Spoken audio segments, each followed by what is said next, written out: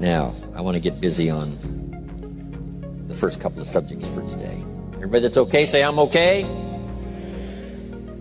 Here's the first subject that I've found so interesting. I want to share it with you. Then I want to talk about personal development, the subject that I started listening to age 25 that revolutionized my whole life, from my mentor, Mr. Earl Schoaf. Here's an interesting subject. Just jot it down now. It's called enlightened self-interest. Enlightened self-interest. It's a fascinating study to study the idea of self-interest. But just make this note, all of us, have self-interest. The key is for it to be enlightened so that everybody wins and no one loses. Our first interest is to survive. What does it take to survive? Our second interest is to succeed. What does it take to succeed? What does it take for me personally to survive and to succeed? Can I legitimately be interested enough in the things that help me both succeed and survive? And here's what I discovered. The answer is yes. It's possible to exercise self-interest, but to do it in such a way that no one loses, everyone benefits. Key phrase. Life was not designed to give us what we need. Life was designed to give us what we deserve. We do not reap a harvest in the fall because we need it. We reap a harvest in the fall because we deserve it. Not necessarily from a moral standpoint. Of course, there are some moral laws as well, spiritual and moral laws. But just the basic laws that simply say if you wish to reap, you must plant. So jot this down. Reaping is reserved for the planters. And the reason they reap is because they deserve it. They're the planters. They deserve to reap. Interesting Bible phrase that says, if you keep knocking, you'll find open doors. Good phrase to jot down. If you keep knocking, you'll find open doors. Doors of opportunity. Doors of a chance to meet someone. Doors open for association. Doors open to find someone special. Doors open to find a unique business colleague. If you keep knocking, the phrase says, doors of opportunity are open to those who continually knock. So we don't find open doors of opportunity because we need them. We find them because we deserve them. Only those who knock deserve to find an open door. But the promise is, if you continually knock, you'll find doors of opportunity. It says, if you search, you will find. So make the note, it's good. Finding is reserved for the searchers because they deserve it. Now, at first they may have needed it, but they now know that just needing it is not sufficient. But if they need it, now they must qualify for it. The reason why you're going to be blessed with good ideas this weekend is because you've come searching. You've gotten on an airplane to come searching. Got in your automobile to come searching. You got here searching. Now you're ready to receive. And for those who search, they will find answers. They will find plans, imagination to stir yourself into action for future benefit. So if you search, to find a good idea, you must go looking, go searching. You've got to go to church. You've got to go to class. You've got to go to the seminar. You've got to go to the library. You've got to go to the books if you wish to find. Rarely does a good idea interrupt you. Rarely.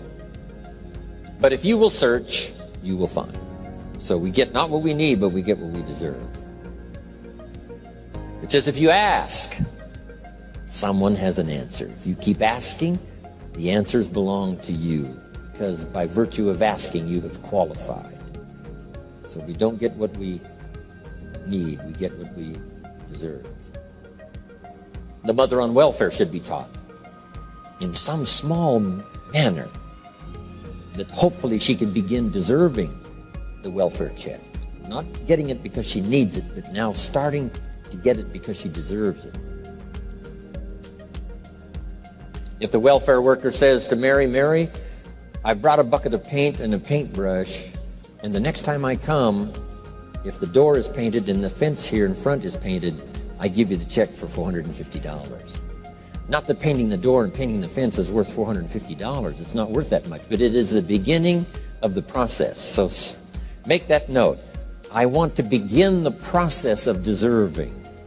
What would that be? What process should I begin engaging in to deserve good health, to deserve a good relationship, to deserve prosperity, to deserve an enterprise, to deserve the opportunity to build a city?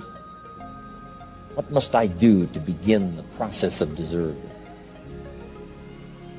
So now the welfare worker comes back and the door is painted and the fence is painted, and now Mary gets the $450 to help take care of her children, not because she needs it, but because she's beginning to deserve it. Then the welfare worker thinks of some other project.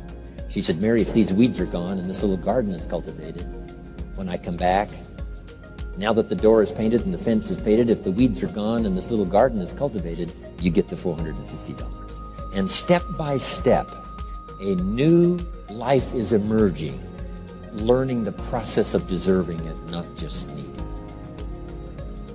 We teach our children at home, right? Child says, I need $10. So that language doesn't work here. There's plenty of money here, and the vaults are full. But to say I need $10 is not how you open the vault. So the child says what? Wow, how can I get that $10 that I need? So here's what they learn to say. How could I earn $10? Now the vault opens up. Now the money starts to flow. How could I earn $10? What could I do to earn the money? Not to get the money because you need it, but maybe you need the money. That's, all of us have needs. But here the key is to figure out how to open the vault, how to open the bank, how to open this unbelievable flow of resources to come our way. And here's the key: to deserve it, not to need it. You can't walk out to the field and say to the field, I need a crop. Here's what the field says. Here's what the ground says. Who is this clown that brings me his need but brings me no seed?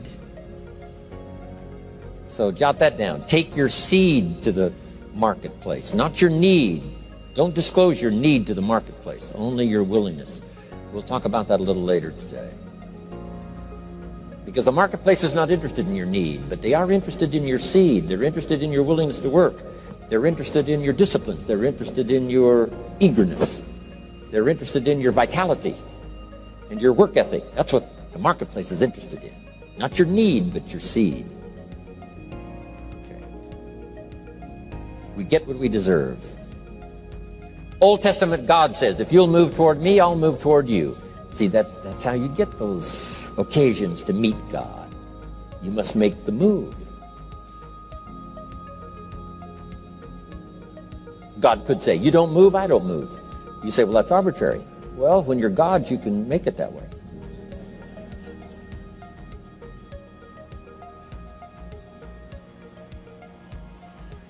So, the law says if you wish to receive, now let's talk about enlightened self-interest. If you wish to receive, and we would call the wish to receive self-interest. But if it's enlightened self-interest, here's what it says. I understand that in order to receive, I must give.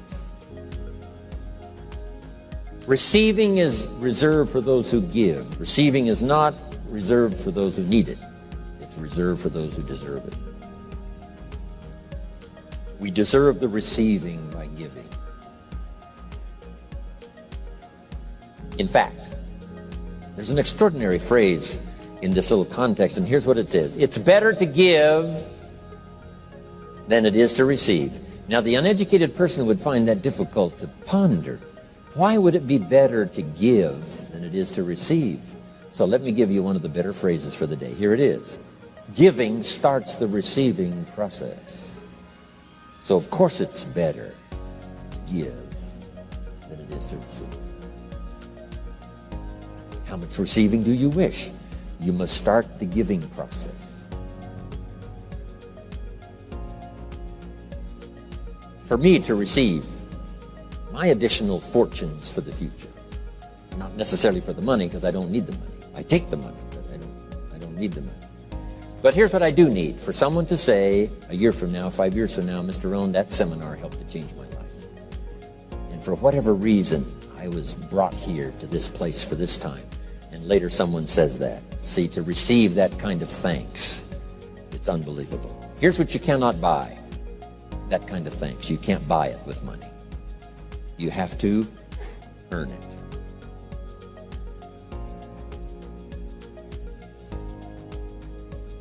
Now let's expand a little further now. It's called the law of riches and wealth. In our own self-interest, if we wish to be rich and wealthy and prosperous and healthy and all the valuable things we can think of for the human experience, how could we get there? It's understanding the law of enlightened self-interest and the law of deserving. The question was asked in the Bible, how can we be great? What is the key to greatness? Great wealth, great return, great accolades, trophies to put on the mantle above the fireplace. How can we get great respect, great riches, great abundance for ourselves? How can we get that? And the answer was given, and here was the answer: find a way to serve. Find a way to serve the many. So I paraphrase it to read this: service to many leads to greatness. Service to many leads to greatness. Someone says, well, about the best I can do is take care of myself. That's okay. Self-care, has its own reward, but it's very limited. Somebody says, I can't be worried about other people's problems. I got enough problems of my own. That's okay. Self-defense is okay. Self-preservation is okay, but it has a very limited reward. If you wish to change that into abundance and prosperity and uniqueness, then here's what you must do: help solve other people's problems. Help find answers for someone else, not just for yourself, but for someone else. And in that kind of service, you now begin the process of greatness.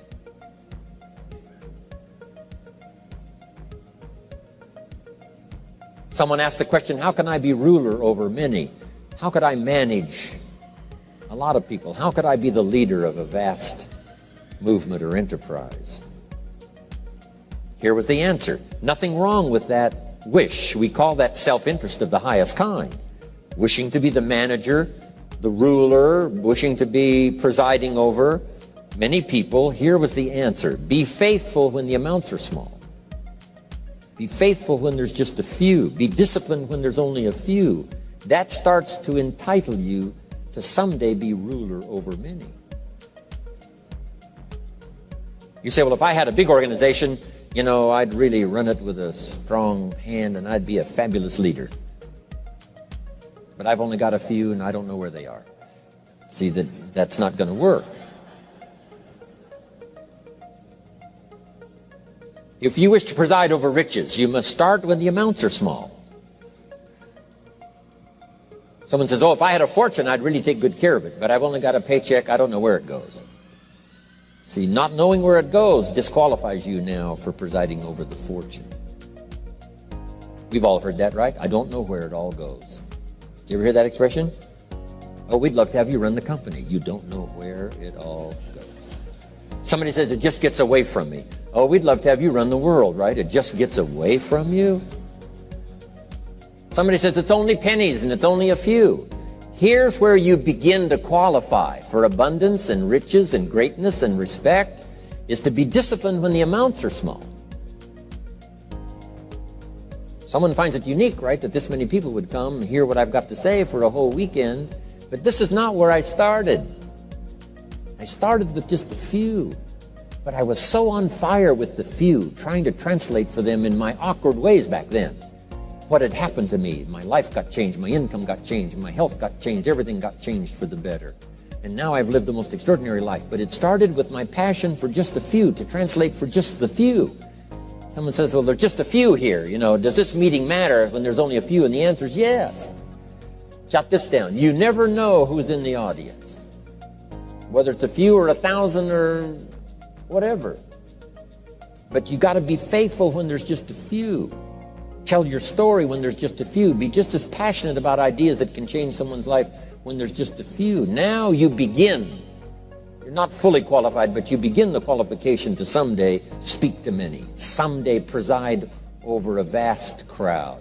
Someday be the manager or the leader of millions. It starts in those early days to deserve it. Now, jot this down. Also give yourself a chance to change. Some things I held on to that I thought this was it. I'm telling you, after a while I gave it up, found out it wasn't it. So give yourself a chance to change. Refine your philosophy. Refine your direction. If you'll give yourself a chance to do that, here's what will happen down the road a ways. A new door will open that you haven't discovered before. Give yourself a chance to change. Reevaluate.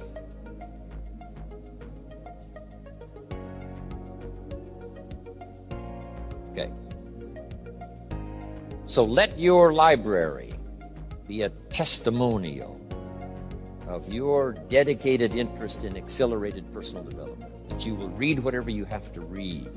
You will hear whatever you must hear. And you will watch and see whatever you must see in order to make your life refined and worthwhile and achieve all of your purposes. That's what I want this stopping station to be these 3 days.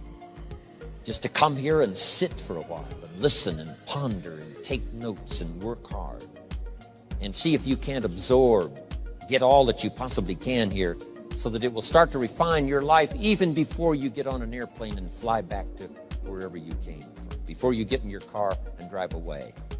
What we share with you here, with all the rest that you've learned, this will be a catalyst to start a process even before you get home that'll start working for you. Some of you are going to set some goals. We're going to do the workshop tomorrow, designing the next 10 years. Hopefully you'll come up with some new promises, some new objectives, some new ideas. And by the time we're finished here, these 2-3 days, I'm telling you, you'll see yourself able to accomplish 2 times, 3 times, 5 times more than you ever thought was possible, which will make this cost of this seminar a small price to pay. And hopefully it'll make the time you spent here a small price to pay compared to making this an investment in your future, in what will flow in terms of money and income and return and reward and respect and dignity and accolades, trophies, all the stuff that can be yours.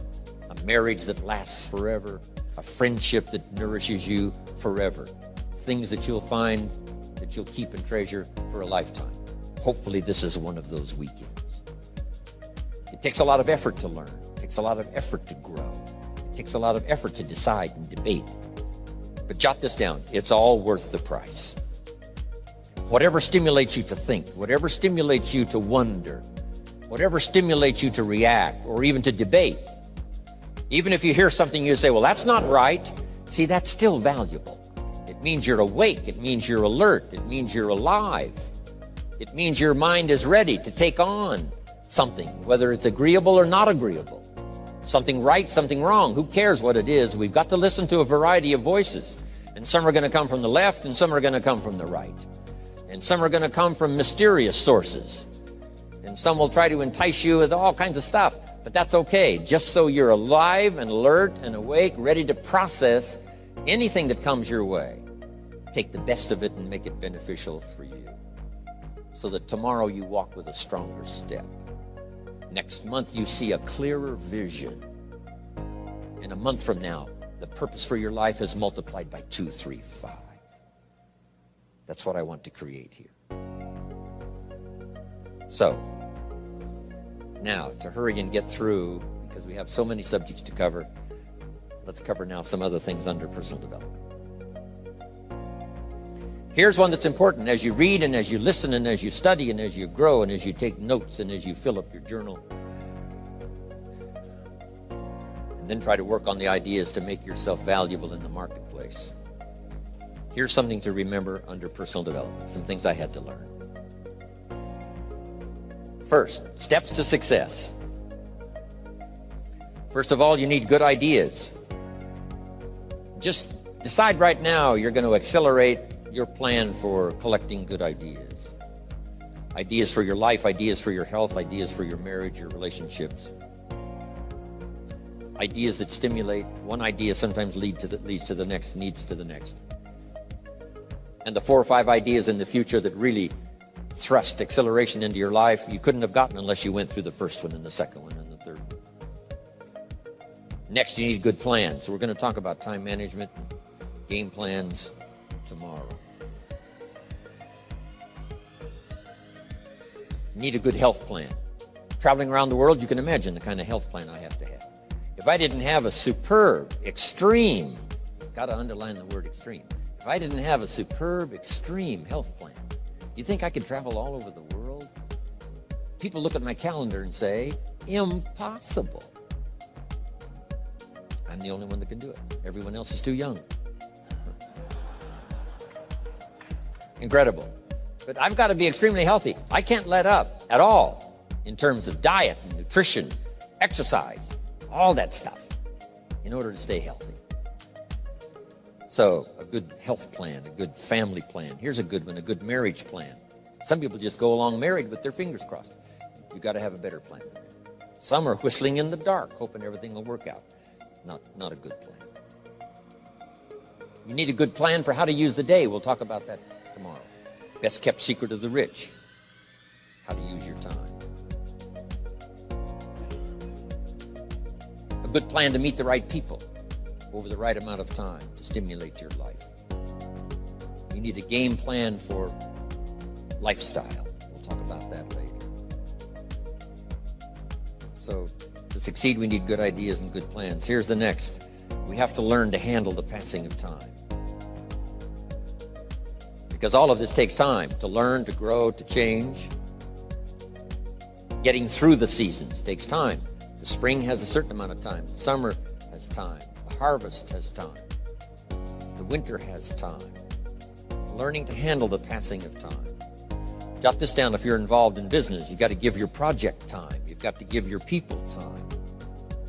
Give people a chance to learn, chance to grow, chance to change.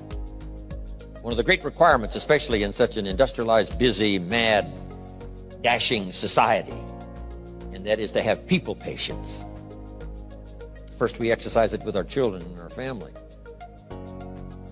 Getting people to work together, got to have patience, even with your family.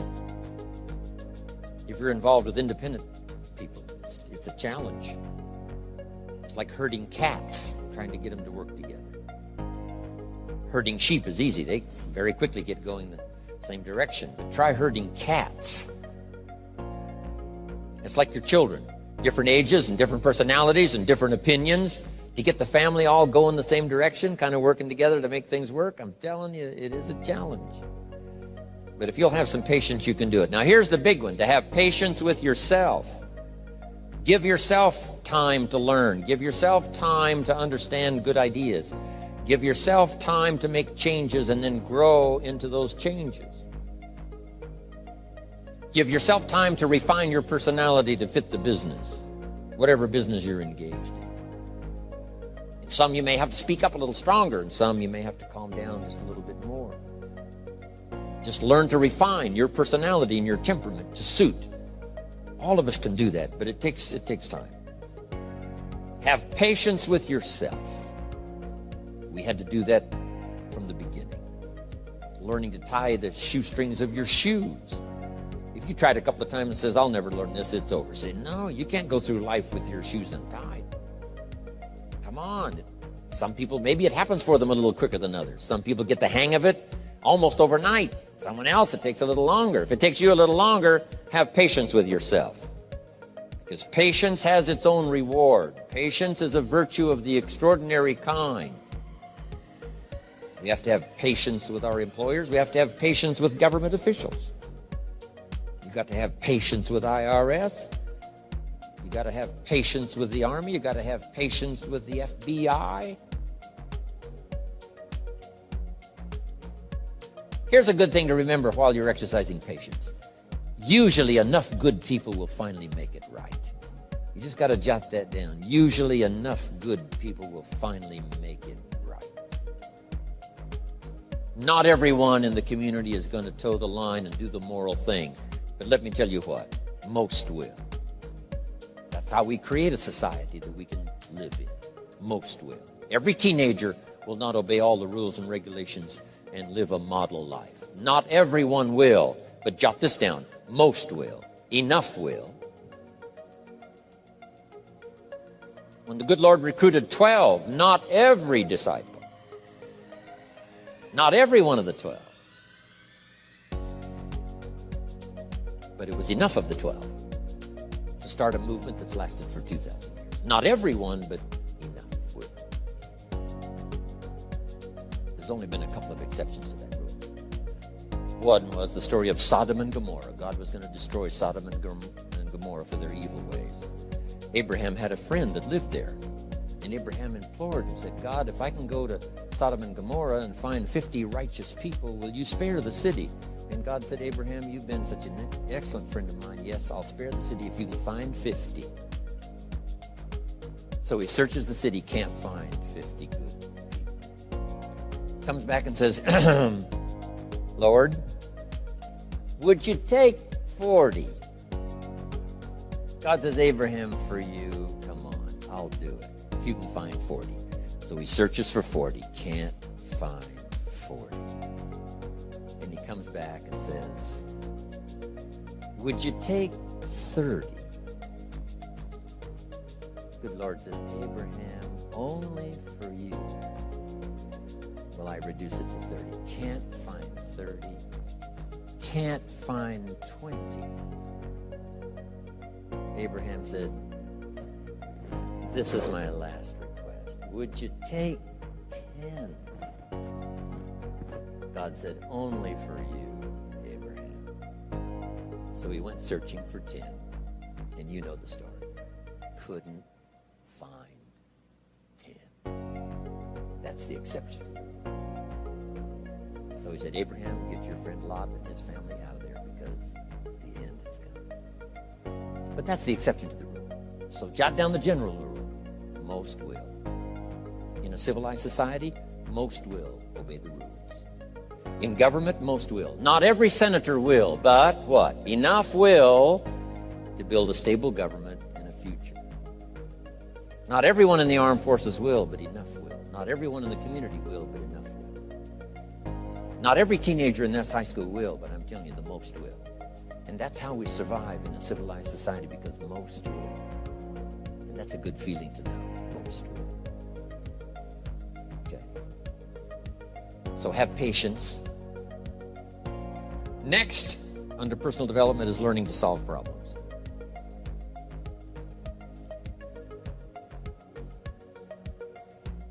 By the way, having patience with the seasons takes time to develop the crop.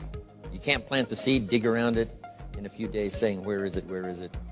And you can't really help. All you can do is nourish. Some people plant in the spring, leave in the summer. Just haven't got the patience to last. So next comes solving problems. Business problems, family problems, personal problems, financial problems, emotional problems. There's all kinds. Here's a good idea I found in solving problems. Every once in a while you've got to, I've got it here, but I can just describe it for you. Take a piece of paper, put a line down the center of the paper, and on the left side, describe the problem. So just jot that down. A piece of paper in half, on the left side, describe the problem. Sometimes it's a good idea to take a problem out of your head and put it on paper. We'll talk a little bit more tomorrow about how to think on paper. This is one of the ways to think on paper. Our mind usually is too busy sometimes to sort things out. So if you take it out of your mind, put it on paper, what is the problem? And you should describe to the best of your ability what the problem is. And then ask this question, is that all of it? Because if you're going to prescribe something for the problem, you need to know what all of it is. When you've got it all listed, on the other side now of the paper is called answers and solutions. The problem on one side, answers and solutions on the other side. And now let me give you 3 questions. 3 questions that can help solve most any problem. Here are those questions. Number 1, what could I do? So just jot that down. What could I do? Then you start developing what we call working papers. And the working papers consist of making a list of the things you could do to solve this problem. Number one, and you say, well, number one would take too long. I can see that right now. Let's go to number two. Maybe that's the answer. Number three, no, that isn't it. And let's say you've got several points now and you've done your best to try to solve the problem yourself and you can't solve it yourself. Here's the second question. What could I read? Maybe somebody spent a lifetime researching the problem you've got, and they've got some excellent answers from a lifetime of research. Maybe in your own journal you've taken notes before on something. You say, hey, I remember a class I took. Seems like there were some answers there, so you go back, do a little research. So under number two is research. And if you search, what? You will find. If you research, you will find. Search and research.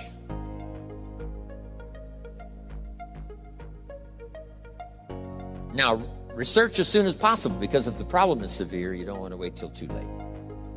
My friend Kenny comes to me and says, he just lost a beautiful lady, fabulous lady. They got a divorce. She was really something. Then after his divorce, he comes to me and says, it's over. But he says, something strange. He said, I found a book in my own library that I think would have saved my marriage if I had read it before my divorce. And it was a book entitled How to Live with Another Person. He said, I should have read that book a long time ago. He finally read it, but it was a little late. It's like reading a book on nutrition after you've had a heart attack, right? That's good. That is good. But gosh, it's so much better to read it before. Spare yourself the agony and the lost time and maybe the loss of your life. Now, if you tried to solve it yourself and you can't solve it and you've researched and it doesn't seem like you've got the answer, here's number three. The third question is, who could I ask? Is there someone around me that might have the answer to my problem? Now, under that, put this. Don't ask first now. Try to solve it yourself. Develop some working papers. What you think you might do, that still isn't it. Here's some books I've read. This guy's crazy. This guy, no answers. Haven't got it. Now I ask. But if you now can show your working papers to who you ask, you can't believe how swift the answer will come. All of us have heard this, but let's remind ourselves one more time and put it in your notes. We all love to help people who, first of all, try to help themselves. Back to the philosophy of deserve. I've tried to work it out, haven't got the answer. Maybe you can help me. Somebody is very willing to help you if they know you've tried first to help yourself. It works that way with our children, right? My daughter Linda, before she got married, used to travel a lot. She comes to me and said, Daddy, I'm headed for Thailand. I said, wonderful. She said, I've saved up my money. I said, fantastic. She said, I've got $1,000. I said, wonderful. She said, the kids wanted to go here, wanted to go there. I didn't go. They wanted to buy this, wanted to buy that. I didn't buy. I got my money put aside, $1,000. I said, Linda, unbelievable. You must be my daughter. That's fantastic. Now, she said, to make the trip, I only need a couple of thousand more. An easy 2,000, right? But she knew she couldn't get the whole 3. But she knew that if she worked hard to the best of her ability and put that first 1,000 together, the next 2 was easy, right? Okay. So, develop your working papers, do your best to solve problems. Here's why you try to solve it on your own first. You need the mental and emotional muscle. You need the discipline. If you just quickly go to the answer, somebody that's got it, now you're not developing the muscle. You're not developing the discipline to solve your own problems, because there may come a day when there's no one else to ask. So you need the rhythm of learning, the rhythm of trying, the rhythm of seeing if you can do it first to build the emotional, mental muscle.